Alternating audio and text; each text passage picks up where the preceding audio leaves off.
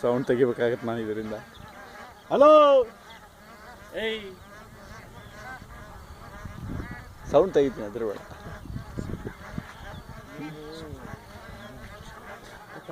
Photo ತೆಗೆದ್ಬಿಟ್ಟು Sandeep photo ಬೇಡ ಅಂದ್ಬಿಟ್ಟು ತೆಗಿಸ್ತೀರಾ?